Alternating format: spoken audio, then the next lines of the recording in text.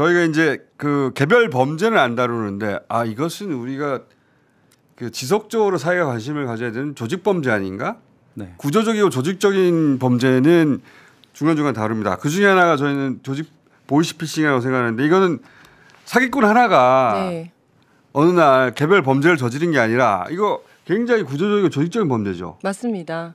요즘 거의 기업화되어 있습니다. 막 100명, 200명까지도 되고요. 그 정도 수준. 네, 네. 팀들도 다 나눠져 있고 그 관리하는 사람들, 근태 관리하는 사람도 있고 요즘은 출퇴근하면서 근태. 그렇죠. 근태 관리하고 요즘 당직조도 있고. 당직. 그다음에 몇 번 했어. 네, 당직조도 있고. 왜냐하면 심야까지 계속 전화를 받아야 되는 경우가 있기 때문에 당직조도 있고 심지어는 그 내부에 여성 조직원이 많기 때문에 성인지 교육까지 시킵니다. 복지도 너무 좋고.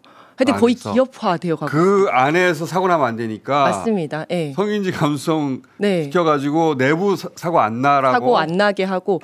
그래서 복지도 좋아요. 복지도 좋고 아니 이렇게 홍보를 하면 안 되지만 어쨌든 그 정도로 기업화되어 있습니다. 근데 이제 실질적으로 또 도주나 이런 부분을 못하게 하기 위해서 거의 경찰 사법 경찰의 역할을 또 하면서 뭐 감시하면서 다른데 외출이나 이런 부분을 절대로 못하게 하는 역할까지도 자기들 내부적으로 분담을 해서 하고 있습니다. 우리는 잘 모르니까. 네. 근데 이제 이 보이스피싱 얘기를 들으면 제가 이 보이스피싱 이번에 저희 한 1년에 한 분씩은 다루거든요. 네. 어떻게 지나가는가 알려드리려고. 근데 이번에 모신 이유는 뭐냐면 지금 말씀하신 케이스 최근에 보도됐는데 어떤 여성이 그 숙박업소에 혼자 들어가가지고 자기 셀프 감금하듯이 남자친구인지 하여튼 연인이 이상하다고. 이게 바람이 났나? 이게 아니고 이 여자친구 행동이 이상하다고 신고를 해서 이게 알려진 거잖아요. 그 글을 제가 썼습니다. 아 그래요? 네. 그 내용을 좀 알려주세요. 모르시는 분들을 위해서 어떻게 된 사연인 건지. 실제로 한 6개월 정도 동거를 하고 있는 사실혼 관계에 있던 사이였거든요. 그런데 근데 그 여자친구가 원래 출장이나 어디를 가면 항상 낯선 곳에 막 풍경이나 이런 걸 찍어가지고 남자친구한테 막 수시로 보내고 이러는데 이번엔 출장 간다고 해놓고 일주일 동안 제주도로 출장을 간다고 한 거예요. 근데 5일 동안 아무 연락이 없는 겁니다. 이상하지. 그래 왜냐면 걱정되지. 출장을 가긴 간다고 했는데 5일 동안 이 친구가 왜 사진 한 장도 안 보내지라고 생각을 한 겁니다. 근데 그때 마침 전에 같이 그 위치 웹을 설치했던 거가 생각난 겁니다.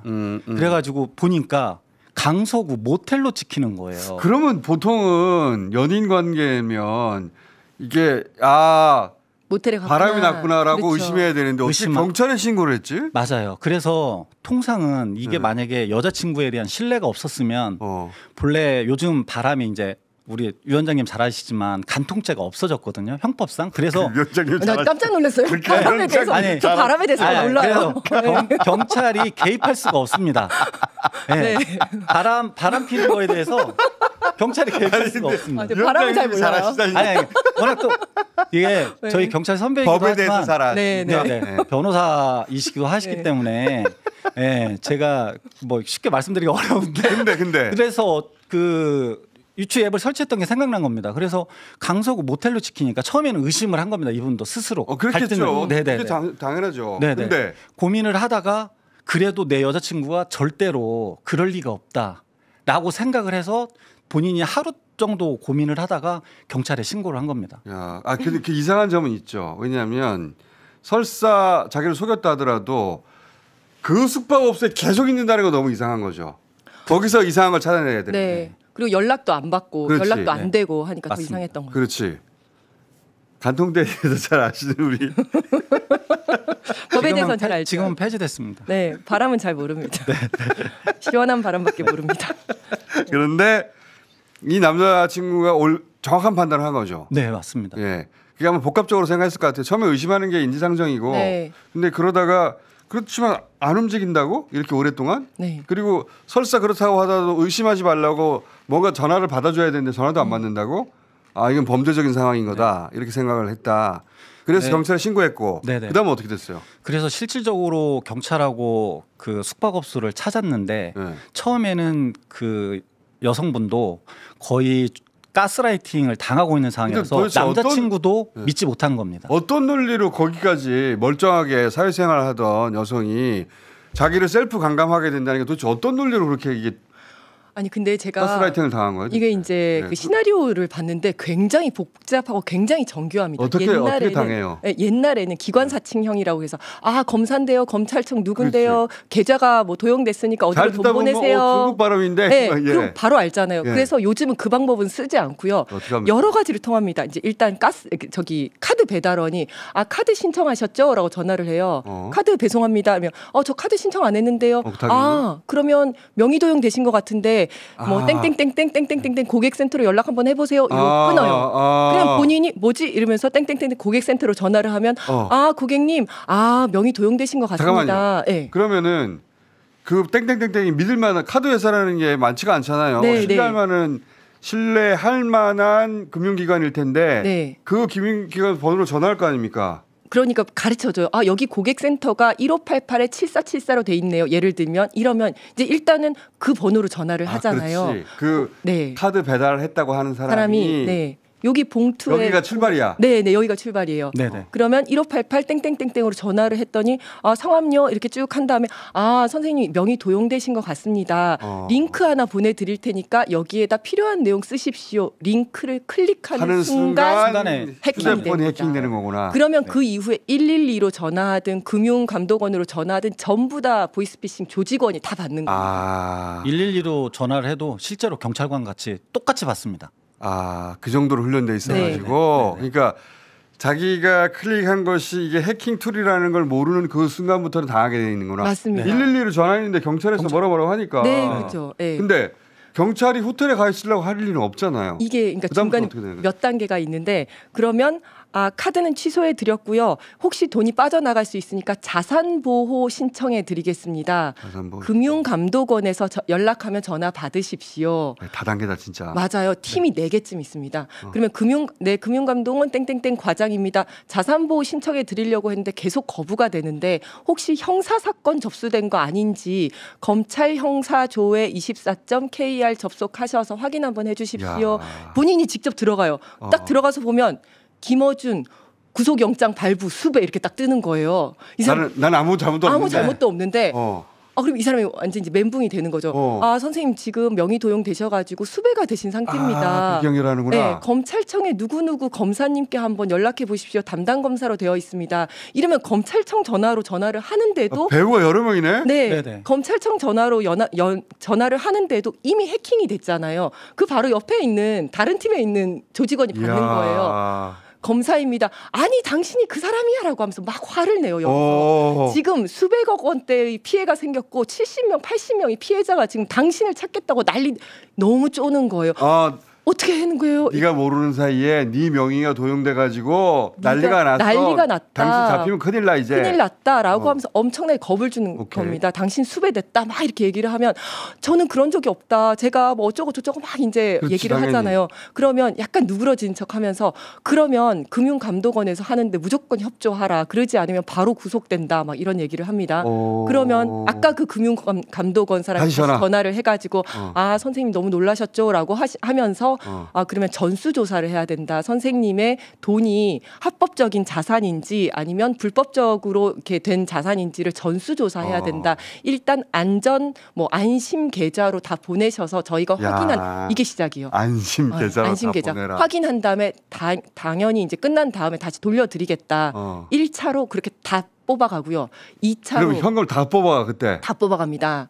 2차로 선생님 이거 말고 보험이나 예적금 있으시면 그것도 확인해야 됩니다. 다 뽑아가고요. 3번째 이게 놀라운 수법인데 대출까지 발생을 시켜서 뽑아가요. 대출을 하라고 한다고요? 대출을 어떻게 발생을 시키냐면 이게 시나리오의 놀라운 점입니다. 대출을 어떻게 발생시키냐면 선생님 계좌가 범죄에 이용됐기 때문에 저희가 대출이 안 되도록 락을 걸어놨습니다. 만약에 대출이 되면 지금도 범죄에 이용되고 있다는 뜻인데 혹시 대출되는지 한번 해보시겠습니까?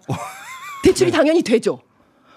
그러면 지금도 이용되고 있다는 거다. 지금 원격 조정 당하고 계신 거다. 그거 전부 다 여기다 넣으셔라. 이래가지고요. 김군일파라고 아주 유명한 보이스피싱계의 삼성이라고 불리는 데가 있거든요. 아직 김군일을 못 잡았는데 거기서 이걸 만들어가서 한 명한테 41억을 뜯었습니다. 대출까지 다 해요? 네. 완전 탈탈 터는 거예요. 정말 악랄한 사람들이에요.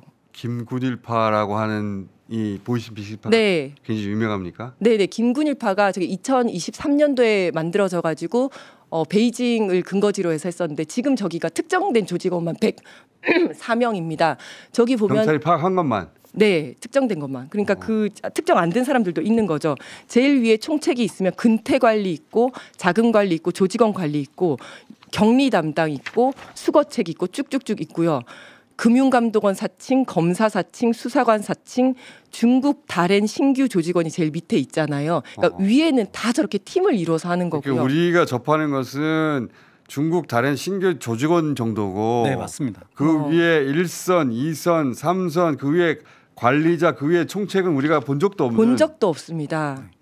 그리고 여기서 얼마나 이 사람들 그 관리를 잘하고 교육을 잘 시키냐면 이 제일 처음에 꼬셔가지고 워크숍을 합니다. 그래서 중국에 보내가지고 몇 박 며칠 거의 한 달 정도 워크숍을 하면서 한국에서 모집을 해가지고 여기서 이제 약간 속임수가 들어가기도 하는데요. 뭐 중국의 뭐 다른 뭐 투자라든지 이런 식으로 속임수가 들어가기도 하는데 어쨌든 보내서 관광과 유흥을 시키고 워크숍 할 때는 보통 대기업이 하는 것처럼 우리 기업이 어떻게 성장해 왔는지, 우리 기업의 정상적인 목표는 기업처럼 삐까뻔쩍하게. 네. 우리 기업의 목표는 뭔지, 그다음에 성과를 내면 보상이 어떻게 따라오는지 이러면서 자부심을 심어주고, 그다음에 관광, 유흥 이런 거 시키면서 3개월만 일단 해봐라 거금을 주면서 그러면서 교육을 시킵니다. 그리고 교육할 때는 진짜 제대로 이렇게 보이스피싱 했던 것들 녹음 들려주면서 잘된 케이스, 못된 케이스. 근데 어떤 순간에 딱 내가 보이스피싱 업계라는 것은 알게 되죠. 들어왔다가 딱 알게 되잖아요. 네. 그런데 그 보상이 너무 커가지고 보상이 크고 그렇죠. 3개월만 해봐라라고 하면서 한 달에 얼마씩 주겠다. 굉장히 큰 돈을 제시를 하는 겁니다. 얼마나 주길래 그래요? 그건 저도 잘 모르겠습니다. 그러니까 이게 막 굉장히 다른데 여기 같은 경우에는 굉장히 큰 조직이고 아주 영세한 조직들도 있습니다. 아주 작은 조직들도 있고 한데 돈을 제시하면서 3개월만 해봐라 이러면 3개월만 바짝해서 내가 돈 벌고 가야 되겠다 이런 생각을 하는데 그 다음부터는 출퇴근 관리하고 여권 뺏고 약간 이제 이런 게 되는 거죠. 더 이상 네. 벗어날 수 없게 되는. 이 보이스피싱 실제 검거율이 얼마나 됩니까? 실제로 현저하게 좀 굉장히 낮아서 네. 그런데 지금 말씀하신 부분에 대한 그 피해자를 제가 마침 지난달 말에 만났거든요. 예. 근데 그 피해자 이런 식으로 리크루팅 돼가지고 네, 지금 위원장님 하신 거의 그 유형입니다. 위원장님 현직을 떠나신 지가 꽤 되셨는데도 최근 지난달의 사례까지도 너무 정확하게 꿰뚫어 보고 계시거든요. 근데 대출이나 이런 부분 같은 경우도 제가 지난달에 만났던 피해 여성 같은 경우도 직장 이제 3년 한 여성이었거든요.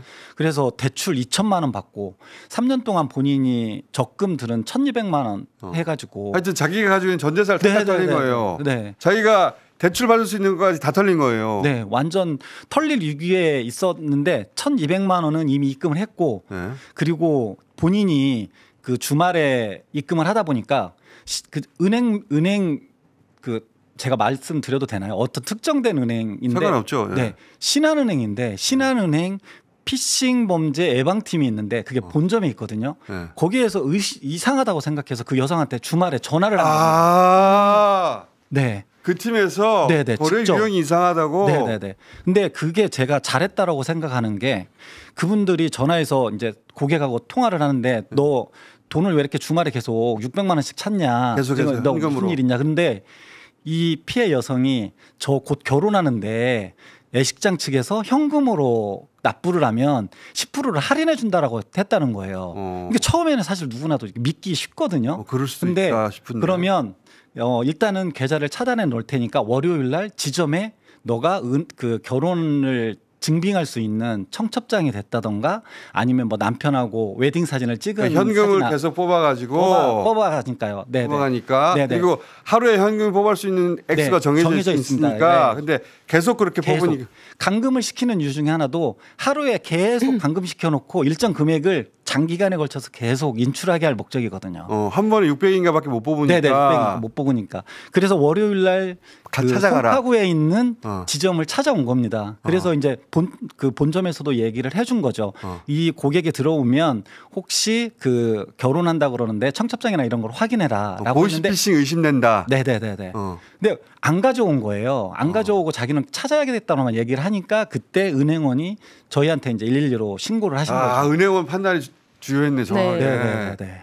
그래서 아까 그 셀프 감금을 또 궁금해하셨잖아요. 셀프 감금 이제 모텔로 가라고 하잖아요. 그게 이제 어떻게 이어지냐면, 그러니까 왜냐면 옆에서 은행원이 저런 얘기하고 하니까 이제 다른 사람들 못 만나게 하기 위해서 모텔로 가라, 호텔로 가라라고 하는데 그게 무슨 임시 보호 관찰 받아야 된다. 뭐 이런 얘기를 합니다. 임시 보호 관찰 받기 위해서는 한국 법을 잘하는 사람이네. 그러니까 아주. 굉장히 이런 용어들을 쓰는 거예요. 전수 조사, 뭐 임시 보호 관찰, 검찰 사건 조회 막 이런 말들 쓰니까 진짜인 것 같은 거예요. 그러려 지금 이제 뭐 다른 조직에서 당신을 찾으려고 막 연락하고 할 거다. 그런 전화 하나도 받아서는 안 되고 혹시 당신 위치 추적해서 따라갈 수가 있으니까 임시 보호 관찰 받을 수 있는 어떤 모텔로 가라라고 지정을 합니다. 그러니까 이런 식으로 실패한 경우가 많아서 그쪽에서 이제 더 진화해가지고 맞습니다. 아예 그런 사람 접촉을 못하게 숙박 시절에 가둬버리는 거구나. 네네. 그리고 계좌 이체를 시킬 때도 우리 보통 그 큰 금액을 계좌 이체 시키면 보이스 피싱일 수 있습니다. 유의하시오라고 뜨잖아요. 그렇죠. 그거조차도 알고 있기 때문에 뭐라고 하냐면 제가 문자 하나 보내드리겠습니다. 피싱 주의하라는 거 가셨죠? 네, 그거 아니라고 표시하시고요. 이러면서 싹 넘어갑니다. 그리고 경찰이 곧 출동할 거라고까지도 얘기를 해줍니다. 경찰이 출동하지만 그 경찰도 전부 다 유착이 되어 있기 때문에 이거는 특급 사건이어서 저희가 말씀드릴 때까지 엠바고를 지켜주셔야 됩니다. 경찰도 모른다. 무조건 당신을 구속하기 위해서 경찰이 출동한 것이지 당신을 도와주기 위한 게 아니다. 그래서 저희가 출동했을 때도 진짜 절대 믿지 않습니다. 다 거짓말하거든요.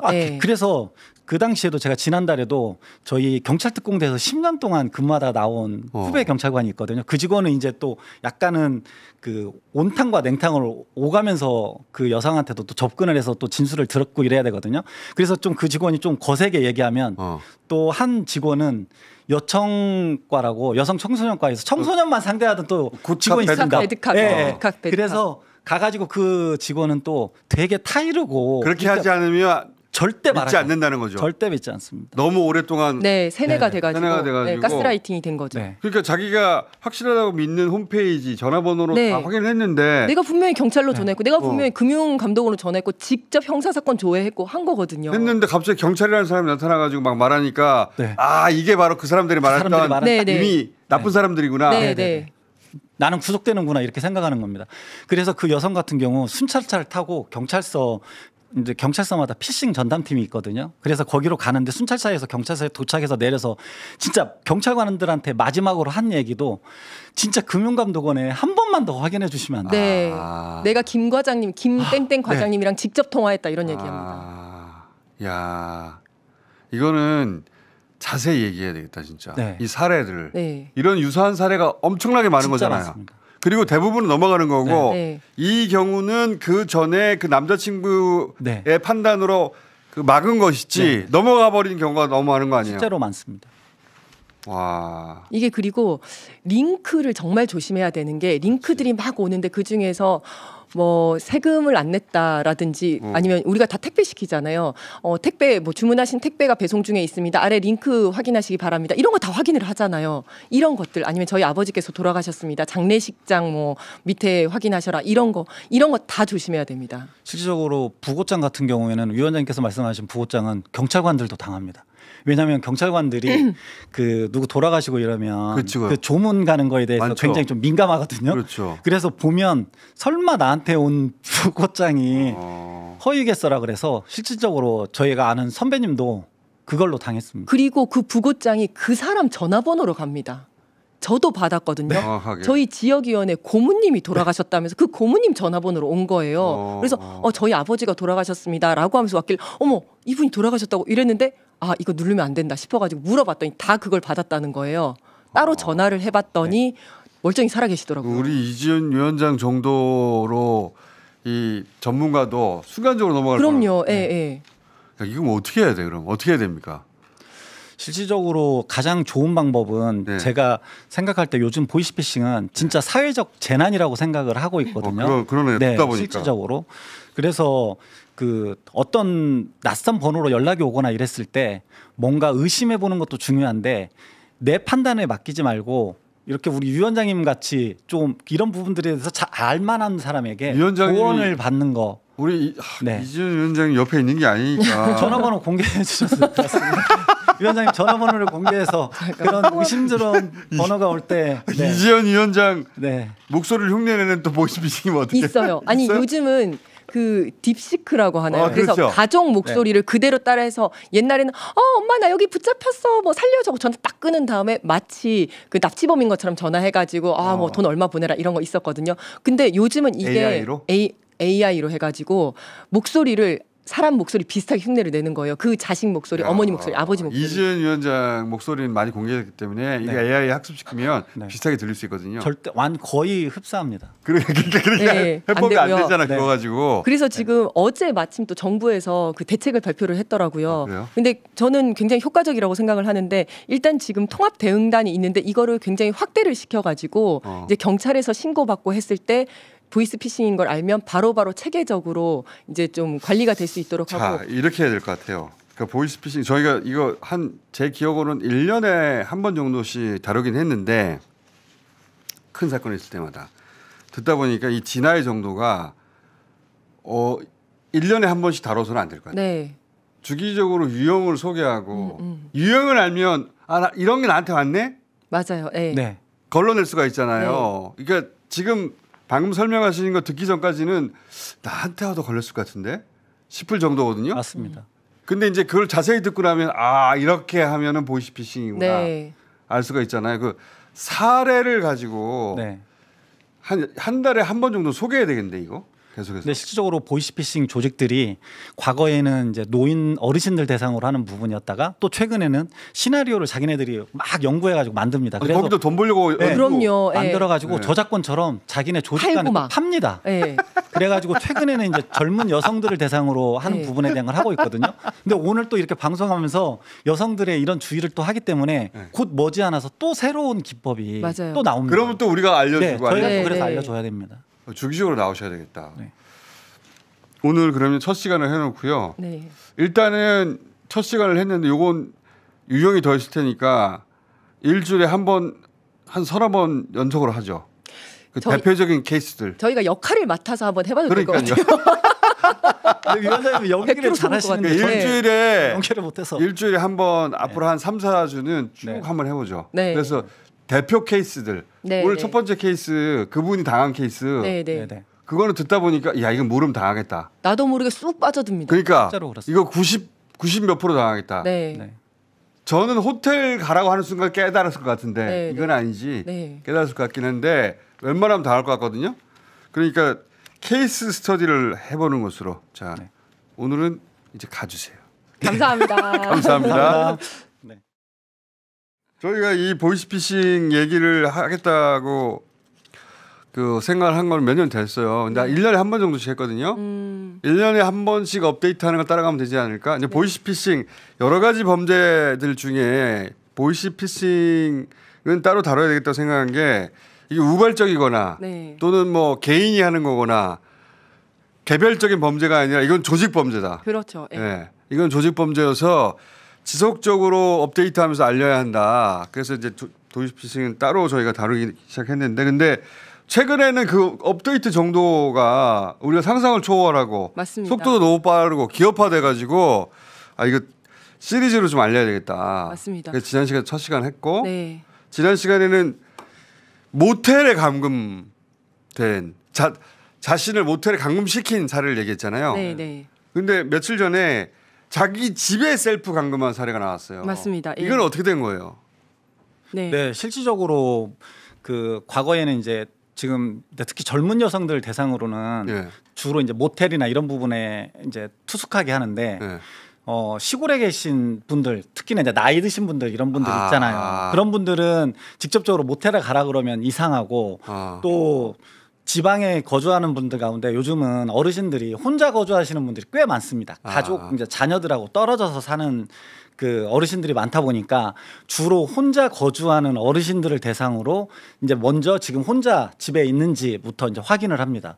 그 다음에 그분이 혼자 있다는 게 어느 정도 확인이 되면 지금 나가면 바로 경찰이 곧 온다. 아예 집을 못 나가게 하는구나. 이번에는. 바로 그래서 그 부분에 대해서 경찰이 곧 올 텐데 오는 이유가 당신 때문에 여기에서 중요하게 생각하는 게 당신 때문에 당신의 자식들까지 이게 공범으로 연루가 될 수 있다. 그래서 절대로 연락하면 안 된다. 자식한테 연락을 일단 못하게 한다. 물어볼까 봐. 네네네. 얘야 이런 데 전화 왔는데 물어볼까 봐. 그래서 그런 부분 때문에 부모 입장에서는 이게 나 하나로 이게 범죄에 연루된 것이 그치. 아니고 자식이 제일 자식한테까지 그렇게 근데 될 자식이 수 없을 있다면 수도 있는데 쉽게 이제 얘기를 하기 못하죠. 자식이 없을 수도 있죠. 근데 이제 얘기를 할 때 피해자의 심리를 이용해서 이 사람을 고립을 시키려고 합니다. 그런 거죠. 그래서 제일 처음에 수십만 명의 피해자가 발생을 했는데 당신 때문에 구속시켜 버리겠다. 근데 당신 때문에라는 건 당신 명의가 도용당했다. 도용됐다. 그리고 도용이 됐다가 아니라 네가 한 거 아니냐라고 하는 겁니다. 처음에는 네가 했잖아. 무슨 도용이 됐어? 네가 했잖아라고 이야기를 하니까 제가 한 거 아닌데요. 바짝 쫄아 있는 거죠. 그러면 지금부터 약식 조사로 전환을 할 테니까 아무도 없는 독립공간으로 가야 된다. 그러니까 내가 억울하게 만든 다음에 나 지금 누명 썼나 보다. 그러니 심리적으로 위축을 시키고 딴 데 사람들이 없는 공간으로 가라. 독립공간으로 가서 네가 지금 얘기하는 거를 녹취를 해가지고 재판정에 증거로 제출해야 된다. 아무도 없는 다른 사람 목소리가 들어가지 않게 독립된 공간으로 가라. 라고 하면서 이제 모텔을 가든지 문을 잠그라고 하든지 하는 겁니다. 근데 이제 그 여성의 케이스는 모텔이었고 그리고 이 노년층은 집에서 문을 잠궈라. 그렇죠. 잠그고 있어라. 왜냐하면 외부인하고 접촉을 하면 안 된다. 그리고 경찰이나 검찰에서 다른 우리가 지금 당신을 도와주기 위해서 지금 하고 있는데 당신이 지금 경찰을 만나게 되면 그 사람은 당신을 분명히 체포할 것이다. 그러면 우리가 도움을 줄 수가 없다. 그러니까 경찰이 혹시 신고해가지고 경찰이 와도 문 열어주지 말라고 그리고 자식한테 물어보지 말라고 철저히 고립시키는 거예요. 고립시킵니다. 그래서 아까 말씀하신 것처럼 자식한테 연락 오면 지금부터 누구한테든지 수사 내용을 발설을 하면 공범으로 취급하겠다. 그게 수사 내용을 말하지 마라. 네, 수사 내용을 말하지 마라. 이거는 특급 비밀이고 엠바고 이런 얘기하면서 누구한테 전화하거나 와서 이야기를 하면 다 공범으로 취급하고 증거 인멸하는 걸로 알겠다라고 얘기하니까 경찰이 전화해봐 소용이 없네. 소용이 없는 겁니다. 그래서 이번 사건 같은 경우에도 이제 112 신고가 처음에 딱 들어왔는데 아버지가 계속 검사 얘기하면서 전화를 안 받는다, 연락이 안 닿는다. 자식한테 이렇게 전화가 온 거예요. 마침 그 타이밍에 자식이 전화를 했구나. 네. 전화를 했더니 전화를 안 받고 아버지랑 통화가 한 번 됐던 것 같아요. 그랬는데 아버지가 나 지금 검사 전화 받아야 돼 이러고 전화를 끊더래요. 그러고 전화가 그다음부터 연락이 안 되니까 3시간 넘게 연락이 안 되니까 112 신고해서 이거 아무래도 보이스피싱 같은데요.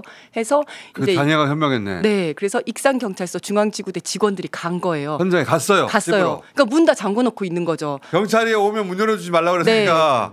그래서 딸한테 전화해서 이런 상황이다 했더니 딸이 비밀번호 가르쳐 준 거예요. 비밀번호를 누르고 그 집안에 들어갔더니 아버지가 오지 마라고 하면서 이제 검사랑 통화를 계속 하고 있는 거예요. 아버지 지금 검사고 검사가 경찰 올 수도 있는데. 그렇죠. 그 얘기를 벌써 한 거예요. 경찰 오면 그때부터 자식이 손해를 입는 거 아니야. 그렇죠. 피가. 네, 그러니까 아버지는 자식을 위해서 맡고 있는 거 아니에요. 그렇죠. 네.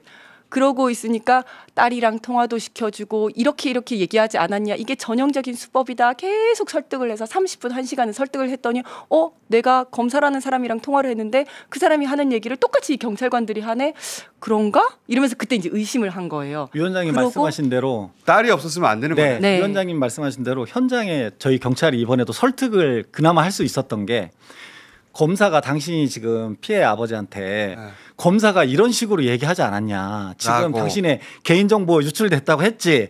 그리고 당신 자녀 지금 공범으로 해서 몰린다고 했지. 이런 부분들에 대한 거를 다 얘기하니까 아버지도 현장에 출동한 경찰관이 그 부분을 어떻게 알지? 라고 하면서 마음이 좀 풀리기 시작한 겁니다. 그리고 딸 전화를 바꿔주고. 딸 아버지 그게 아니에요. 그렇죠.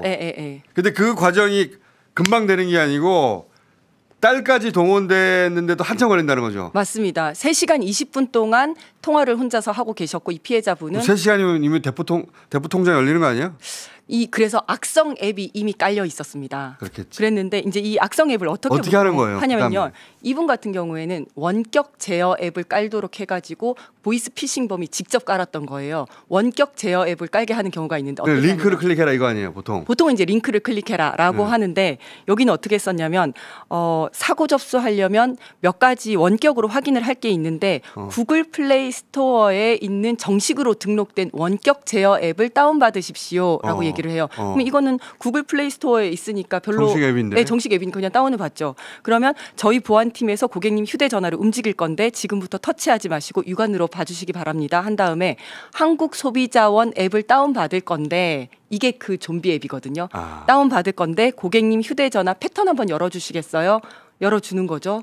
그러면 그때부터 그냥 막 이렇게 원격으로 조정을 하는 거예요. 그러니까 원격 조정 앱은 정상적인 앱인데 네. 그거를 깔게 하고 나서 그 앱으로 바로 조정을 하는 거구나. 그렇죠. 그 앱으로 해서 아예 대출금하고 예치금까지 싹 다 뽑아가려고 했었는데 그때 이제 경찰이 들어온 겁니다. 이 범죄 조직원들이 진짜 나쁜 게 지금 이렇게 말씀하신 것처럼 원격 조정 웹을 깔게 하는 게 시간을 단축하기 위해서 그렇습니다. 나이 드신 분들은 뭐 깔아라 설명하고 핸드폰 조작하고 이런데 시간도 오래 걸리고 이러다 보니까 할 줄 모르니까 그냥 아예 이 부분에 대한 거를 우리가 그 부분에 대한 거를 점검을 해주겠다라고 얘기를 하는 겁니다. 그러면 실질적으로 그 안에 있는 자녀하고 문자한 내용 이런 것까지 자기네들이 먼저 싹 보는 거예요. 그래서 피해 내용 중에 이런 내용에 대한 걸 자녀하고 얘기했는데 이 부분에 대한 거 당신이 이미 지금 그런 범죄 행위를 저질렀던 거 아니냐라고 해서 얘기를 하는 겁니다. 그러면 그 부모 입장에서는 사실 이 카톡 내용이나 SNS 내용을 봤다라고 의심을 전혀 못하고 있다가 원격 제어 앱이 뭘 할 수 있는지를 모르죠. 모르니까 네네. 원격 제어 앱을 받게 하고 원격 제어 앱으로 아예 그 폰을 완전히 장악한 다음에 그 폰 안에 들어있는 내용을 다 가져가 카톡이고 다 가져간 다음에 그럼 더 믿게 되죠. 자녀하고 이런 말 하지 않았냐. 그러면 원격 제어 앱이 그런 걸 할 수 있을지 모르니까 부모님은 이제 진짜 검사구나. 그렇죠. 그리고 나서 그 사이에 폰을 완전히 장악했으니까 거기서 그냥 개설하겠네 막. 거기서 개설하죠. 휴대폰으로 할 수 있는 거. 네. 그래서 뭐 인터넷으로 거기서 오죽하면 그 물건 주문하고 이런 것까지도 요즘은 물건을 주문해 버려요? 네, 그 안에서 뭐 쇼핑몰 같은 거에 돼 있는 부분에서 물건을 자기네 쪽으로 주문하는 부분으로 중간에서 그걸 받을 수 있는 것까지도 하고 그래서 진짜 그 핸드폰에서 털 수 있는 부분에 대한 거는 모조리 싹 털어가는 겁니다. 그리고 이제 휴대폰 기종에 따라서 이런 악성 프로그램이 안 깔리는 기종들이 있거든요. 최신 기종들. 네. 그러면 보안 유지를 위해서 수사용 휴대폰을 다시 개설을 해야 된다. 라고 해서 전화기 들고 전화 끊지 말고 지금 휴대폰 개설하는데 가라. 라고 해서 요즘 휴대폰 개설이 엄청 쉽잖아요. 휴대폰을 실제로 개설하게 만들고 뭐 텔레그램이든 라인이든 깔으라고 하고 자기 친구 추가하라 그러고 30분에 한 번씩 동선 보고하라 그러고 왜냐하면 이 사람은 자기가 지금 수사를 받는 줄 알고 있거든요. 약식 수사로 전화가 핸드폰이 만약에 최신이어서 안 깔리거나 보안 프로그램 돼 있으면 개설하라고 그래요. 가서 새로 개설을 하라. 라고 수사용 휴대폰을 만들어야 된다. 이거 다 끝나면 검찰청에서 전부 다 뭐 변상 조치는 다 해준다라고 하면서 변상 조치 다 해준다. 그래서 이제 휴대전화 새로 개설한 부분을 가지고 개인적으로 이제 그 조직원하고 계속 통화를 합니다. 그래서 통화를 하다가 자기네들도 좀 어느 정도 지치는 게 있나 봐요. 지치고 그러면 그 피해자를 혼자 둬야 되지 않습니까? 그래서 혼자 두면서 그 사람의 심리를 지배하기 위해서 요즘은 실제로 저도 그래서 반성문 쓴 내용을 봤는데 반성문이요? 그 안에서 반성문을 쓰게 합니다. 반성문을 쓰게 하는데 모텔 같은데 가라고 해서 반성문을 쓰게 합니다. 그러니까 전화 통화 계속하는 건 자기들 되니까 하는 겁니다. 잠깐 끊고 그 사이에 반성문을 써두세요. 네. 그래서 반성문을 써서 검찰에 제출하면 나중에 기소유예를 받거나 마치 우리가 탄원서 쓰는 형식으로 하는 부분으로 그래서 이분은 자기가 실질적으로 범죄에 가담도 안 했는데 뭐라고 썼냐면 자기가 개인정보를 잘못한 것 때문에 다른 많은 사람들에게 진짜로 피해를 줬습니다. 그러니까 그분은 완전히 심리적으로 지배가 된 겁니다. 그래서 마치 자기의 개인정보가 이용이 된 걸로 확신을 하고 반성문을 그렇게 씁니다.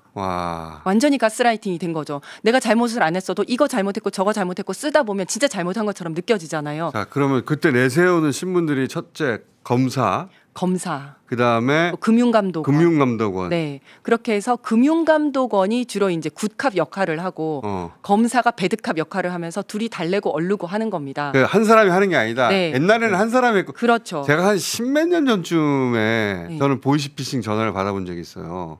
십몇 년 전쯤에.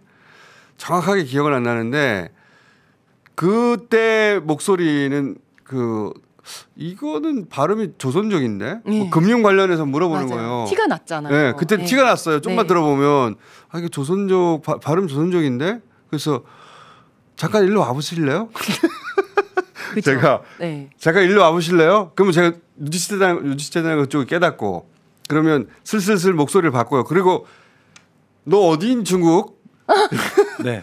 이렇게 아니요, 얘기가 넘어가기도 했어요. 네. 어? 네, 조금 있다가 저희가 말하겠지만 네. 왜 이렇게 요즘은 발음이나 실제로 우리나라 사람들이 하는지 조금 있다가 제가 그러니까 끝까지 그때는 한번 보시면- 구분이 됐거든요. 네. 보이스피싱이 네. 구분이 됐고 조금만 그 꼼꼼하게 들어보면 금방 밝혀질 정도였어요. 맞습니다. 그리고 한 사람이 했어요. 계속. 한 사람이 했죠. 한 사람이 쭉 했는데 그렇게 네. 하면 요즘 안 속잖아요. 안 속으니까. 그러다 보니까 검사는 막 협박하는 역할. 검사 역할 따로 있고. 금융감독원은 그렇게 명의도용 되셨군요. 이 사람 이해를 해주는 거예요. 그러면 이 사람이랑 계속 통화하고 싶은 거예요. 그렇지. 그러고 그 다음에 제일 앞에 바로 전화하면 이상하니까 제일 앞에 카드 신청하셨어요라는 카드 배송원 또는 그렇지. 법원에서 등기 왔습니다 하고 등기 배송원. 그렇지. 법원에서 올 게 없는데 그러세요? 그럼 명의 도용 되셨을 수도 있습니다. 명의가 도용됐어. 저희한테는 손님으로 돼 있는데요. 네, 그렇게 명의 하는 거죠. 도용됐을지 모르겠어요. 고객센터 밖에 네. 1488 뭘로 한번 전화해 보세요. 이렇게 시작을 하는 겁니다. 그러니까 3명, 4명이 동원되는 거고 맞습니다. 예, 이제는 한국 사람 정확한 발음을 한다는 거잖아요. 정확하게 그렇습니다. 근데 그 사람들 중에 또 최근에 나온 보도에 보면 그 사람들은 캄보디아에 네.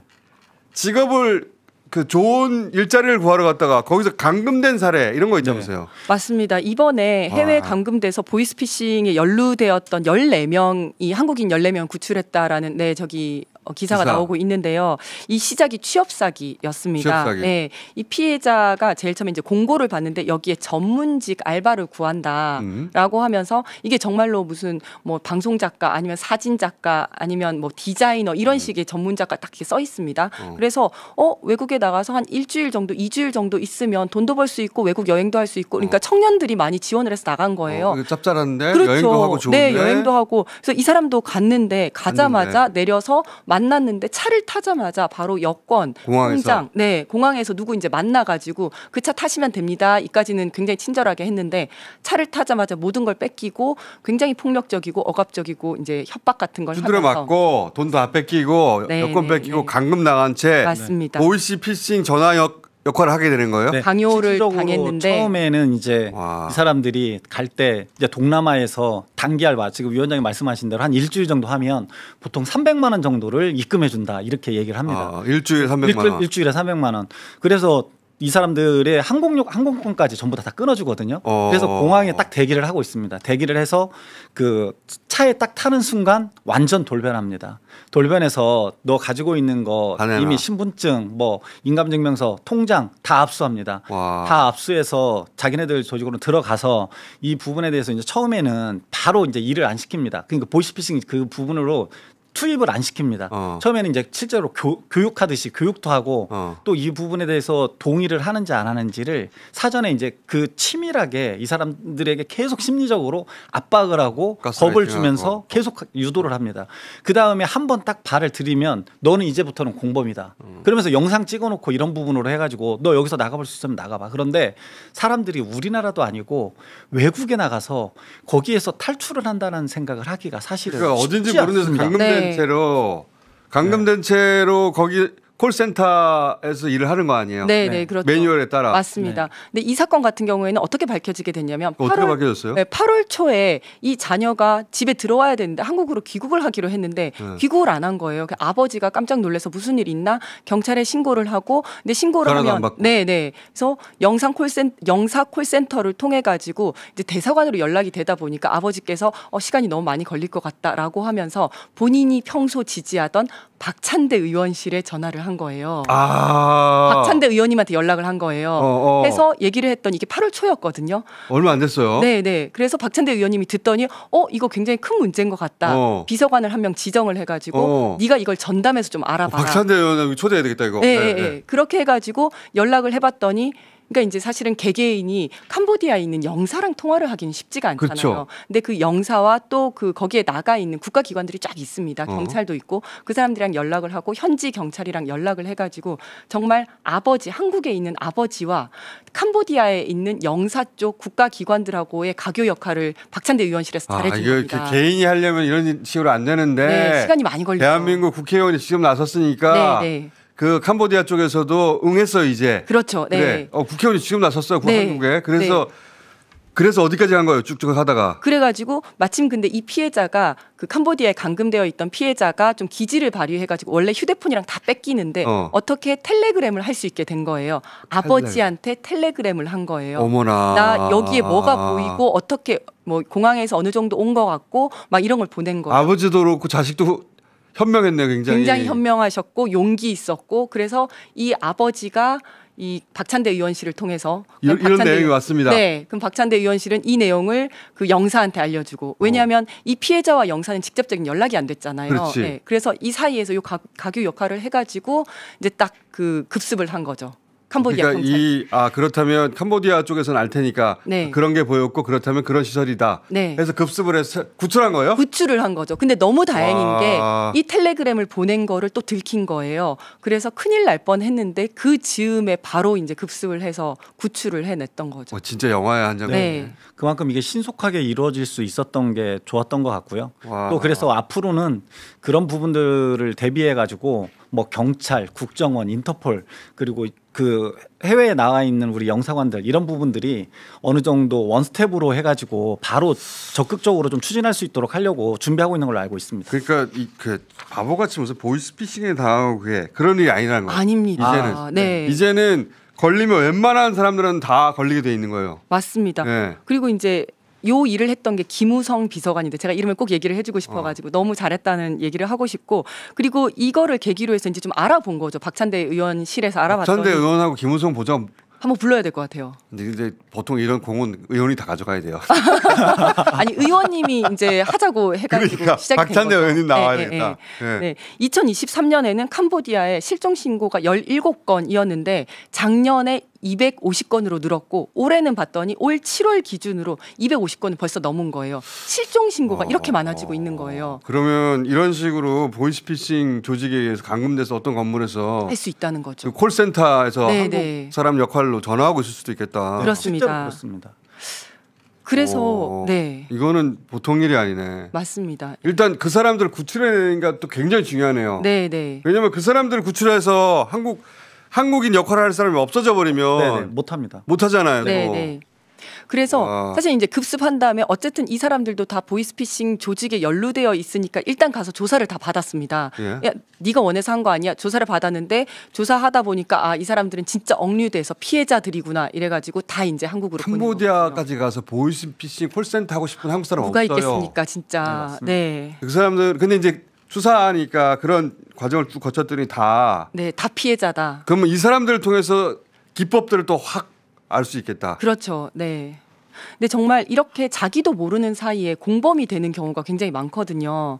우리나라에서도 이런 경우가 많습니다. 그러니까 고수익 단기 알바라고 해서 이거 전달만 해주면 뭐 20만 원 준다라고 하는데 그게 사실은 뭐 이렇게 수납하는 데 쓰는 저기거든요. 그냥 보이스피싱 공범으로 다 들어가게 되는 겁니다. 이거 매주 해야 되겠어요, 당분간. 그래서 이게 보이스피싱 위원장님 말씀하신 대로 보이스피싱에 자기가 그 지금 일을 하고 있다라고 안 하게 하기 위해서 요즘은 또 어느 정도까지 하냐면 내가 지금 그 직장에 있는데 중고거래로 중고차를 샀다. 그래서 중도금을 내가 지금 받기로 했는데 대신 좀 가서 좀 받아와라. 이렇게 말하면 그 피해자도 뭐라고 얘기를 하면서 주냐면 제가 그 중고차 사기로 해가지고 이거 중도금 드리는 건데 좀 전달해 주십시오. 그러면 본인이 보이스피싱의 중간책으로 연결책으로 해서 수금책이 되는 거거든요. 됐는데 일도 모르는 채 본인이 아예 모르는 겁니다. 네. 그리고 또 하나가 뭐 있냐면 중계기를 설치를 합니다. 중계기가 뭐냐면 외국에서 이렇게 콜센터 하면 외국 전화번호가 뜨잖아요. 그렇죠. 아니면 인터넷으로 하면 070이 뜨잖아요. 그럼 사람들이 안 받거든요. 그렇죠. 요거를 02 또는 010으로 전화번호로 바꿔주는 게 중계기예요.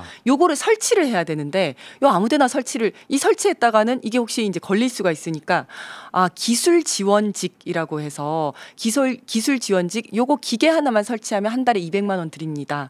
라고 하는 거예요. 그러면 내가 조그마한 건물 하나 가지고 있는데 옥상에 중계기 하나 설치하면 한 달에 200만 원씩 주네. 근데 이게 다 보이스피싱의 공범입니다. 중간 기계를 설치하는 건데 그 조그만 건물에 건물주는 돈 준다고 하니까 근데 보이스피싱의 일당이 되는 거죠. 그렇죠. 네. 조직 중에 한 명이 되는 거죠. 그래서 이런 것들은 다 조심해야 됩니다. 오늘 여기까지 해놓고요. 네. 다음 주 또 준비해 주세요. 그러니까 새로운 사례와 네. 구체적 사례를 알려주셔야 될 것 같아. 네. 구체적 사례를 들을수록 그런 유형들에 대한 경각심을 가질 수 있으니까 이거 듣기 전에는 무조건 당하겠다 이거. 맞습니다. 네. 네. 아니 카드를 받아본 경우는 다 있으니까. 그렇죠. 네. 잘못 받았다고 하네. 그럼 내 이름이 쓰였네. 근데 좀 이따가 금융감독원에서 네. 도용된 것 같은데요. 검사가 전화 와. 막 뭐라고 해요? 뭐라고 해. 너 때문에 피해액이 수백만 원이 되고. 또 금융감독에 전화 와서 그거 피하시려면 어떻게 해야 되고요. 네. 11 전화했더니 거기서 받아 경찰이. 그렇지. 이걸 어떻게 피해. 국장님 그래서 제가 피해자분들께 꼭 한 말씀 드리고 싶습니다.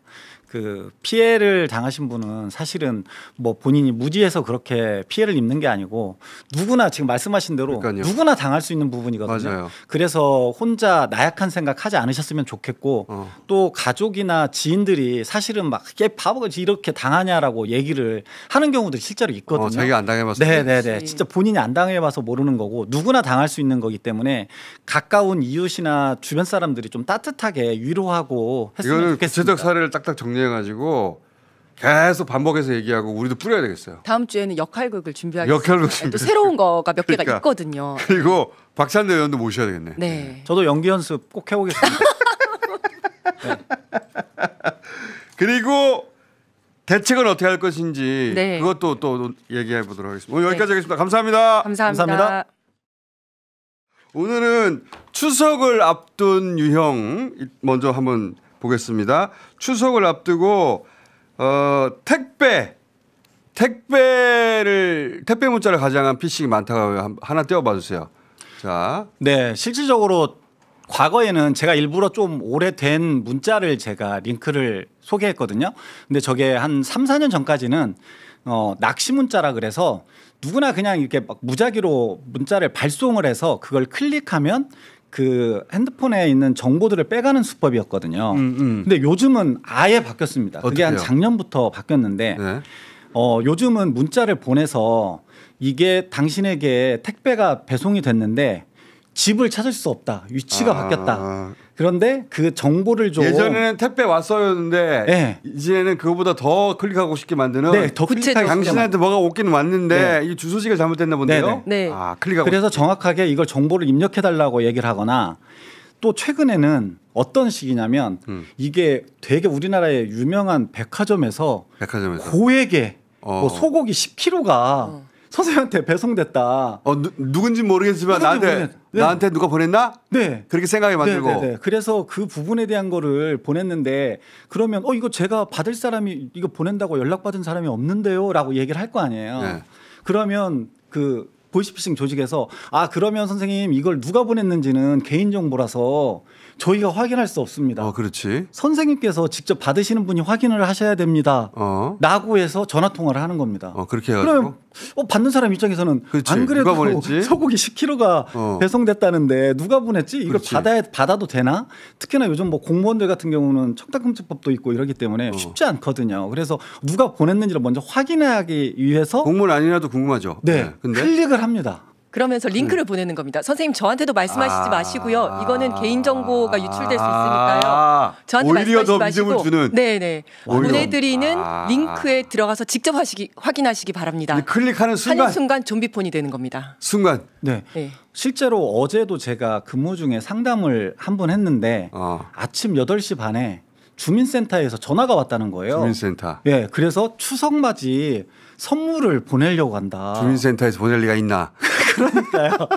근데 그분이 그 동네 살고 싶네. 기초수급자 분들한테는 주민센터에서 어느 정도 명절 때마다 지급을 하는 걸로 알고 있거든요.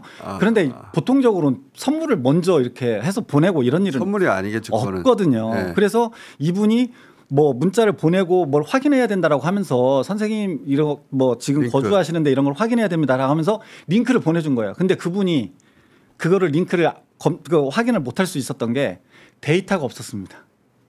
그분이 문자를 받았는데 인터넷이 안 돼가지고. 네, 안 그분 핸드폰이 문자밖에 안 되는 폰이었어요. 그래서 신고를 한 거예요? 네, 그래서 그분이 전화를 끊고 저 이거 해도 안 됩니다. 그리고 보니까 제가 이제 와서 이게 혹시 악성 앱이 깔렸는지를 확인하려고 보니까 데이터가 안 돼가지고 인터넷 자체가 연결이 안 되는 폰이었어요. 그러니까 그 보이스피싱 조직에서도 어제 그냥 바로 끊고 그분이 직접 저를 찾아오신 거예요, 지구대로.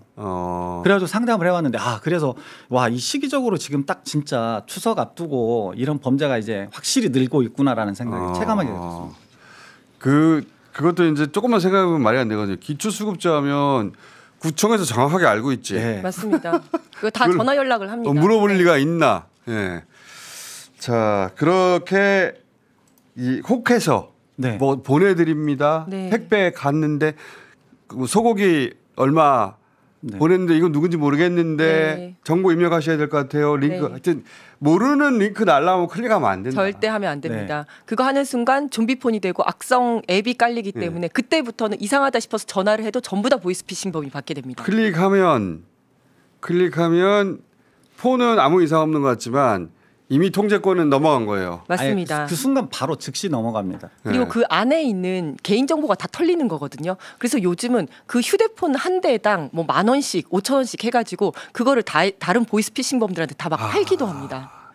그리고 그 안에 있는 정보가 다 털리는 거니까 그 안에 전화번호든 뭐 계좌 뭐든 다 털리는 거고요. 그렇게 되면 팔리기도 할 뿐만 아니라 맞춤형 보이스피싱 대상이 되기도 하는데 예를 들면 그 휴대폰 안에 우리 엄마 전화번호가 몇 번인지 다 알잖아요. 내 딸 전화번호도 다 나오잖아요. 그러면 문자 보내든지 해서 그 번호로 발신번호를 조작해서 마치 내 딸인 것처럼 연락을 해서 엄마 나 지금 월세를 못 내가지고 지금 급히 뭐 몇백만 원이 필요해 뭐 이런 걸 보낸다든지 요즘은 딥보이스로 목소리를 이렇게 흉내 내가지고 그런 걸 보낸다든지 이렇게 해서 또 개별적으로 뜯기도 합니다.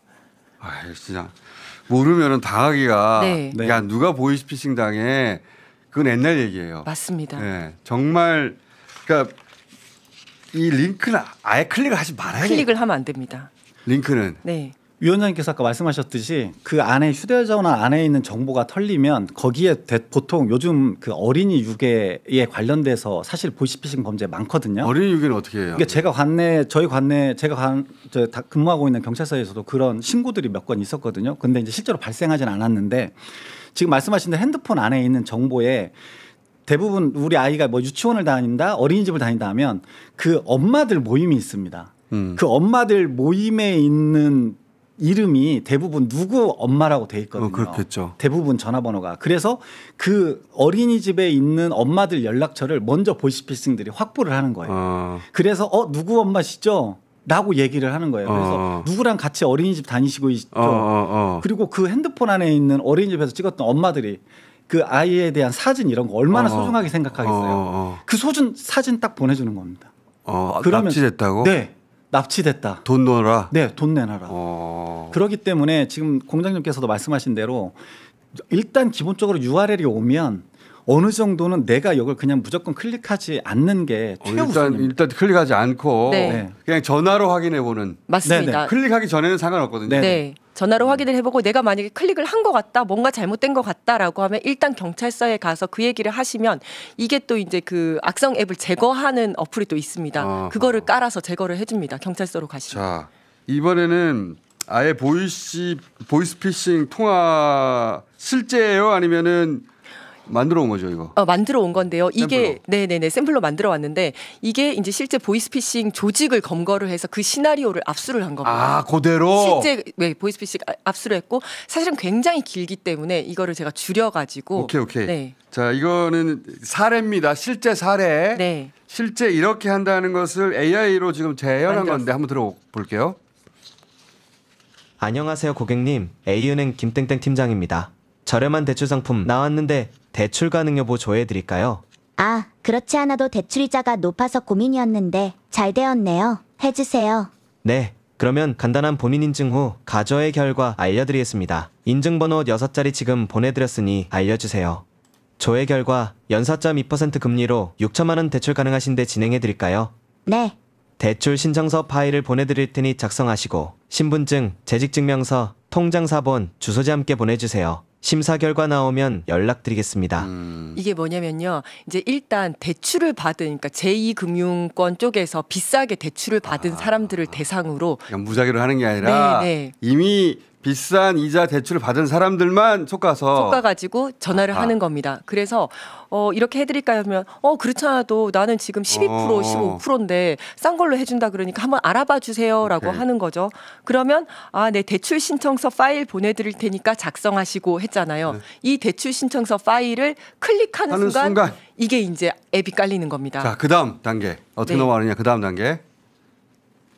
알려주셔서 감사합니다. 2025년 9월 1일자로 김영희 고객님께서 사용 중인 B은행의 기대출을 대환하는 조건으로 저희 A은행에서 6천만 원 최종 승인 나셨습니다. 저희 측 대출 받아보시고 대환하실 해당 금융사의 영업일 기준 5일 내로 상환하는 것에 동의하십니까? 네, 동의합니다. 네, 그러면 대출약 정서는 등기 우편으로 보내드리겠습니다. 감사합니다. 그러면 이 사람이 딱 된 거 같잖아. 된 거 같잖아요. 그리고 여기서 일단 4.2% 낮은 이자로 빌려가지고 5일 내에 내가 기존에 있었던 거 갚으면 되니까 잘 됐다 싶어서 갈아타는 거예요. 지금. 갈아타는 거예요. 예, 그런데 이렇게 딱 끝나고 나서 그다음에. 이제 원래 대출을 해줬던 은행이라고 하면서 다른 보이스피싱범이 전화를 합니다. 자, 그다음 단계. B은행 채권팀입니다. 저희 은행에서 5천만 원 대출 받으신 지 6개월도 안 되었는데 A은행에 이중으로 대출을 신청하셨네요. 금융거래법 위반으로 금융전산망에 지급정지 등록되셨습니다. 불법인지 몰랐어요. 제가 A은행에 전화해서 대출 취소할게요. 그러니까 네. 원래 좀 비싼 정상적인 대출 네. 5천을 받고 있었어요. 네네. A은행에서. 근데 B에서 갈아타라고 하니까 좋아요. 거꾸로 그러니까 B에서 이미 받았고 A에서 갈아타라고 하니까 갈아타라고 오케이. 하니까 A, B는 좋아요. 그렇다 하고 네. 요지는 원래 대출이 있었는데 갈아타라고 했는데 원래 정상적인 대출을 받았다고 생각하는 쪽에서 전화가 온 거야. 네. 당신 이렇게 하면 이중 대출이야. 불법이야. 불법이에요. 네. 뭐 그것부터 말이 안 되는데 일단 네네. 불법이라고 하니까 이 사람이 걱정이 돼가지고 알았어요. 그러면 제가 이번에 받은 대출 그거 취소할게요. 이렇게 자, 하는 거예요. 그다음 거기 A은행이죠? B은행 채권팀에서 전화가 와서 지급정지 어쩌고 하는데 어떻게 하죠? 고객님, 기존 B은행에서 받으신 대출 때문에 그런데요. 다행히 법무팀까지 가기 전에 채권팀에서 연락 주신 것 같네요. 무슨 말이냐 하면 김영희 님이 약정 위반하신 사실을 아직 본사는 모른다는 뜻인데 본사가 알면 은행권 전반에 위반 사실이 기록되니까 문제 해결되기 전까지는 대표 전화로 상담하지 마시고 B은행 채권팀 담당자랑 다시 얘기해 보세요. 이러면 네. 그래? 그러면 법무팀으로 아직 안 넘어갔으니까 지금 빨리 이걸 해결해야 되겠다. 그러니까 이거 위반이에요라고 전화 온 물론 네. 가짜죠. 네, 다 가짜죠. 그 최초로 대출받은 그 은행이라고 생각한 곳에 다시 전화한 거야. 네. 다시 전화했어요. 그다음 김영희님께서는 금융거래법 위반으로 자동으로 저희 은행과 계약이 강제 해지되면서 24시간 안에 대출원금을 5천만 원 갚으셔야 갚아야 합니다. 돼. 네. 만약 상환하지 않으면 첫째, 금융감독권 통해 원금의 최대 세 배. 3배 위약금이 발생하고 이제 막 둘째, 겁주기 시작하는 법원을 겁니다. 통해 고객님 명의 모든 계좌가 차압되고 셋째, 보험문간에 등재되어 있는 고객님 모든 재산과 월급의 80%가 차압됩니다. 즉, 신용불량자가 되어 앞으로 5년간 금융거래가 금지되고 민형사상 책임을 져야 합니다.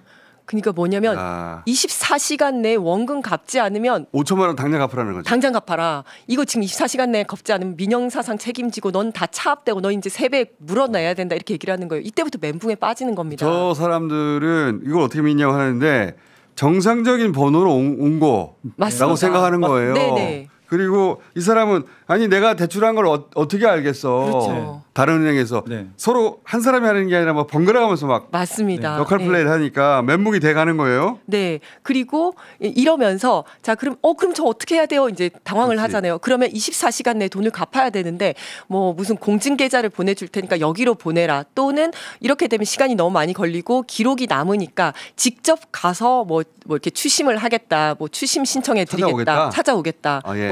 그렇게 하면 이제 전산에 남지 않을 수 있다라고 해가지고 둘 중에 하나를 고르게 합니다. 자, 그다음 단계를 들어볼게요. 그럼 저 B은행 대출 다 갚았는데 아직 대출금이 이거- 안 들어왔어요. 요거는 고객님. 잠깐만요. 잠깐만요. 이게 네네네. 아니고요. 잠깐만요. 맞는데 요거 네. 잠깐 제가 설명을 좀 들어가야 될 네. 것 같아요. 그렇게 하면서 아까 그렇게 하면서 이제 24시간 내 돈을 갚도록 합니다. 그러면 여기저기서 막 24시간 어떻게 갚아? 못 갚으니까 이제 여기서 온갖 기술이 들어가는데 이 보이스피싱범이 이렇게 뭐라고 달래냐면 사실 나는 이거 이렇게까지 도와드릴 필요 없다. 나는 이거 그냥 법무팀에 넘겨도 되지만 고객님이 너무 안쓰럽고 억울하실 것 같아서 내가 이렇게 도와드리는 건데 그러면 어차피 A은행에서 저리로 다시 대출 받으실 거니까 지금 당장 지인들한테 1시간만 그냥 급하게 빌려가지고 빨리 저희 쪽 대출을 막으셔라. 갚고 그러면 A은행에서 바로 대출 그러니까 나오지 않냐. 5천이 어딨냐? 네. 아니 어차피 지금 새로 대출 받을 곳에서 거기는 승인 났으니까 받을 그렇죠. 거 아니냐. 네, 네. 우리하고만 문제 해결하면 된다. 그렇죠. 네. 그러니까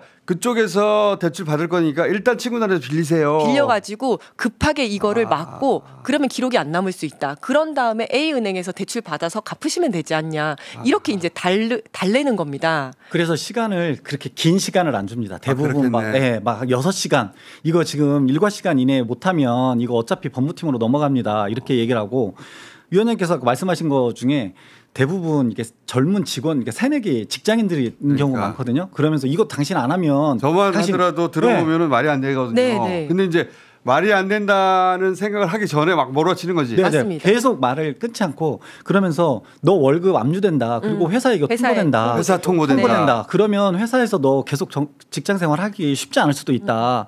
그러면 지금 어렵게 직장 얻었는데 거기서 그만두면 어떡할 거냐. 그러면 회사에 알려지기 전에 빨리 해결해야 된다.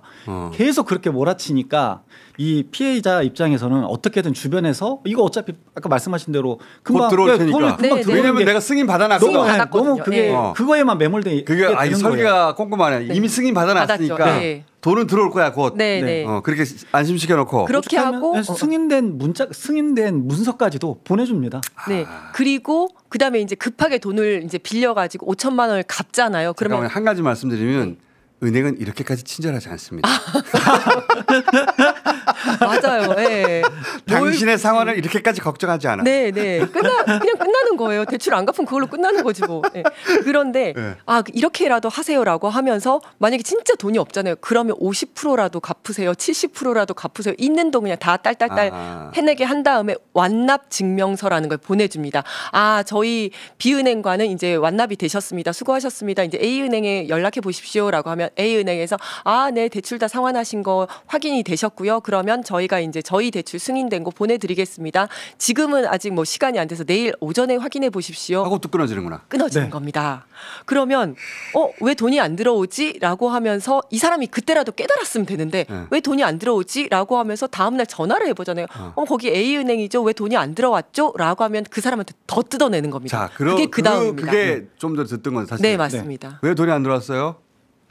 저 B은행 대출 다 갚았는데 아직 대출금이 안 들어왔어요. 고객님, 지급정지는 해제되었는데 그 이력 때문에 신용에 문제가 발생했습니다. 야. 희망 대출금의 30%를 보증금으로 걸어야 추가로 해결할 수 있습니다. 뜯어내는구나. 네. 대출이 실행되면 보증금은 다 돌려드릴 테니 안심하시고요.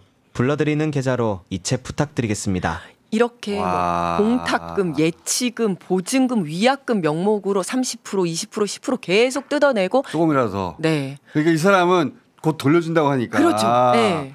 이거 걸면은 다 해결될 수 있다고 생각하고 네, 또 맞습니다. 주는구나. 네, 네. 실질적으로 그렇게 됩니다. 와. 그냥 깨닫고 나 속았구나 하고 네. 전화를 아예 안 할 때까지 계속 뜯어내는 겁니다. 그리고 사람들이 이런 부분들에 대해서 좀 의심이 되는 부분이 있으면 네. 주변 사람들한테 좀 조언도 구하고 이러면 좋은데 우리나라 사람들이 자기 은행에 빚 있는 거 말하는 그렇지. 거를 그렇지. 사실은 진짜 어려워합니다. 네. 그리고 그러다 보니까 이게 그 소상공인들 진짜 금전적으로 여유가 없는 분들이 이런 피해를 많이 보세요. 그런 분들이 이런 어려운 조건의 대출을 받죠. 맞습니다. 그러니까 원래 대상자 자체가 어. 그렇지 않아도 너무 힘든 분들인 거예요. 야, 근데 이 단계는 금융권에서 실제 대출 받을 때 단계가 거의 비슷하게 만든 거 아니야? 거의 비슷합니다. 그리고 실제로도 시나리오를 보면요. 이제 뭐 은행에서 얘기할 때 말하는 말투라든지 뭐 대출과 거의 흡사하게 하는데 예를 들어서 대출 금리는 연 42% 고정 금리시고 계약 기간은 3년 되시고요. 이러면서 그 다 이렇게 존댓말 다 쓰잖아요. 계약 기간한테도 존댓말 쓰고 하죠. 지금부터 뭐 말투가 녹음하겠습니다. 뭐 이런 것도 네네 하고. 녹음하겠습니다. 뭐 지금까지 했고요. 뭐 대출 나오신 거 축하드립니다. 뭐 지금까지 누구였습니다. 이런 내용까지 다 그대로 하는 거예요. 그냥 그 얘기 듣다 보면 그냥 홀랑 넘어갑니다. 그 중간중간에 뭐 보이스피싱일 수 있으니까 이런 부분 조심하시고요. 이런 얘기까지 다 넣습니다. 실제로 보이스피싱이 의심된다라고까지 얘기를 합니다. 네네. 뭐 다른 쪽에서 전화 오거나 하면 네. 보이스피싱일 수 있으니까 조심하라. 자기들이 직접 네. 야. 그래서 보이스피싱 조직들 간에 사람의 개인 정보만 판매를 하는 게 아니라 이런 시나리오를 자기네들 간에 또 완전 꼼꼼하게 만들어서 그 만들어진 시나리오를 다른 조직에다가 시나리오만 판매하는 조직도 있습니다. 그래서 실제로 검거된 사례도 있습니다. 야. 이게 근데 이런 식으로 하면 어떤 경우에도 다 적용할 수 있을 것 같은데.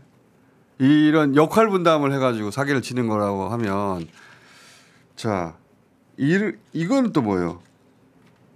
노쇼 사기. 이거는 그 얼마 전에 기사로도 나왔었는데요. 네. 그 남진 보이스피싱이라고 하는데 뭐냐면 남진? 그러니까 남진을 사칭해가지고 네. 그때 이제 그날 남진 가수가 거기에서 공연이 있었어요. 근데 그 옆에 있는 식당에다가 보이스피싱 범인 전화를 해가지고 네.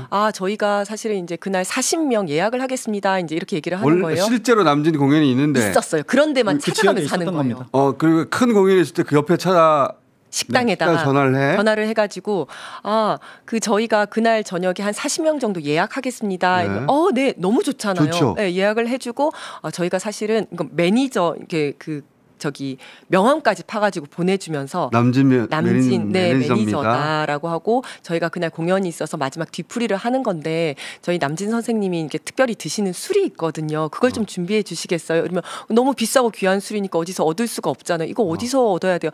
그럼 저희가 직접 이렇게 계약하는 그 회사가 있는데 연결해 드리겠습니다. 라고 하는 거예요. 기발하다. 그 술이 몇백만 원씩 하는데 그거 40명이니까 몇 개를 해달라고 하는 거예요. 그러면 저희가 지금 이제 그 계약 그 술 이제 하는 업체라고 하면서 전화를 해서 저희가 이거 드리는 거는 한 300만 원에 드리는데 실제로는 한 400만 원 받으시면 돼요. 뭐 이런 식으로 파는 거죠. 그래서 술은 당일날 갖다 드리겠습니다. 근데 실제 공연이 있나 찾아보면 공연이 있어. 있습니다. 실제로. 다 검색해 보겠죠. 네네. 있구나 있어. 네네. 그러니까 자기는 손님도 받고 비싼 술인데 그 비싼 술을 어렵게 조달해서 더 비싸게 팔 수 있고. 네네. 맞습니다. 찬스야. 네. 하고 만약에 술 300만 원 10병이야. 3천만 원 입금. 네네.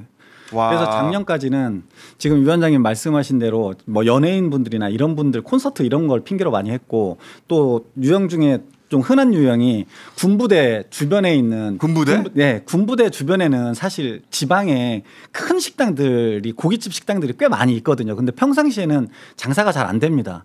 그런데 군부대에서 우리 대대장님께서 거기에서 회식을 한다. 미치겠다. 그리고 회식을 할 때 아까 말씀하신 대로 돈을 어디서 생겨요, 근데? 네, 술을 먼저 구입을 해야 되는데 네. 우리가 군인들이라서 술을 회식비로 넣을 수가 없다. 그래서 먼저 가게에서 술을 구매해 달라. 이 집에서 사라는 거예요? 네네. 그리고 미리 이제 사달라고 하는 거예요. 그리고 우리가 계산을 나중에 해주겠다. 그날 가서 계산을 하겠다. 계산을 하겠다. 그러니까 음식값으로. 우리는 이 가게에서 조달하니까 이 가게에서 사시오. 네네네. 링크를 주는 링크를 거예요. 주는 거죠. 네. 그리고 우리 대대장님께서 그 와인만 특히 좋아하신다. 지금 말씀하신 대로 이거 200만 원, 원가 하면 200만 원일 거다. 근데 그 사장님께서 거기에 그냥 한 400만 원 정도 붙여서 그냥 저희한테 하시면 된다라고 하면 가게 입장에서는 사실 그게 손해보는 일은 아니거든요. 그리고 요즘 이제 올해는 또 어떤 유형까지 있냐면 우리 주변에 보면 대형 병원들 있잖아요. 네, 병원, 학원 이런 데 있잖아요. 그러면 자기가 총무과장이라고 하면서 그 주변에 있는 식당에다 전화를 합니다.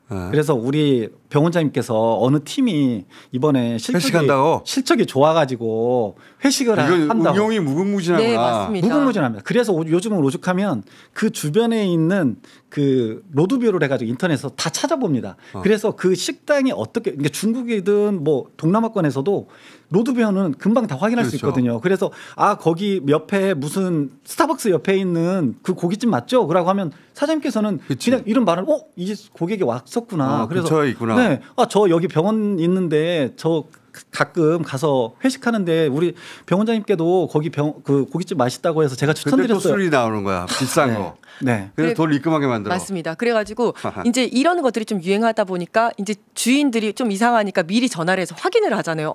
확인을 했더니 뒤풀이가 없다 그러고 우리 회식 그런 거 없다 그러고 하니까 여기서 더 진화를 해서 어떻게 하냐면 예를 들어서 그 학원 같은 경우에는 아니면 병원 같은 경우에는 지금 이 팀이 지금 실적이 좋아가지고 우리가 이 팀만 할 거기 때문에 다른 팀에 알려서는 안 된다. 다른 팀에서는 자기들 회식 안 하는 거 알면 또 이렇게 또 하는 거예요.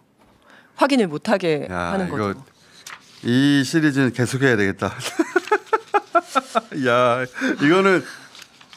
이것이 그들의 직업이니까 이거 엄청나게 진화를 했네요. 맞습니다. 이거 알면서 모르면 당하겠네, 진짜. 그렇죠. 모르면 당할 수밖에 없죠. 그래서 이게 그제부터 마침 그 경찰청하고 금융감독원하고 그 금융사기 통합신고 대응센터가 운영이 되고 있습니다. 24시간 동안 실제로 되고 있고요. 전화번호 알려주세요. 네네. 1566-1188 지금 저기 홈페이지도 화면으로 나가고 있는데요. 네. 그냥 홈페이지 저기 들어가셔가지고 이런 의심되는 전화 받으시면 뭔가 URL 눌러보기 전에 저기에 전화번호만 클릭해봐도 뭔가 링크가 왔을 때 네. 그 번호가 의심되면은 네네. 그걸 링크를 클릭하지 말고 네네. 저기 들어가서 그 번호를 검색해봐라. 맞습니다. 제가 지금 저 화면에 나오는 게 어제 제가 직접 해본 거거든요. 그래서 전화번호 어제 이제 그 민원인 와서가지고 상담했던 분 전화번호 하니까 그 음성 전화 그러니까 직접 대면 이게 전화로 하는 보이스피싱에 의심되는 전화를 13건 있었다라고 하는 게 저희 지금 화면에도 나와 있는 겁니다. 그러니까 이 링크가 왔는데 네네. 그 링크를 보낸 전화번호가 있어요. 네네. 그 전화번호가 뭔지를 모르니까 클릭을 못 하겠어요. 네. 네. 그럴 때 저기가 저기 들어가서 검색을 네네. 해보면 이때까지 네네. 신고한 사람들이 딱 잡혀 그렇죠. 있으니까 네네. DB가 걸리면 가짜구나. 네. 바로 가짜이구나라고 확인해서 알 수가 있습니다. 네. 자, 오늘 여기까지 하고요. 또 나와주세요. 1566-1188로 전화하거나 아니면 이 통합신고 대응센터 여기를 들어가면 된다. 네네 홈페이지가 그냥 뭐 회원가입이나 이런 거 안 하고도 그냥 바로 그냥 이 사이트는 네.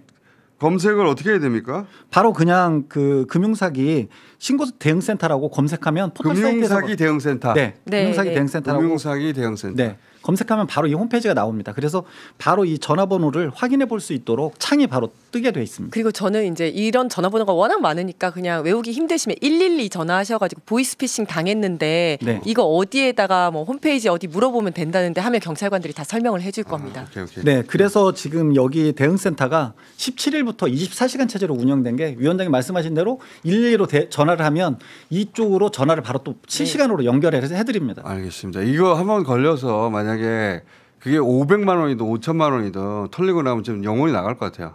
맞습니다. 엄청난 심리적 충격을 받을 것 같아요. 사실 저희 친척도 8천만 원을 날렸습니다. 8천이요? 네. 조카가 경찰인데 진짜 그게 한번 물어라도 보시지. 이거는 모르면 당하게 돼 있어요. 당할 그냥. 수밖에 없더라고요. 네. 너무 정교해가지고 보이스피싱 나는 안 당해 그런 사람은 없는 것 같아요. 네. 모르면 당한다. 시나리오가 계속 그만큼 진화하고 있기 때문에 네. 주의하고 이렇게 방송에서 이런 부분 할 때 잘 새겨두는 게 좋을 것 같습니다. 자, 오늘 여기까지 하겠습니다. 감사합니다. 감사합니다. 감사합니다.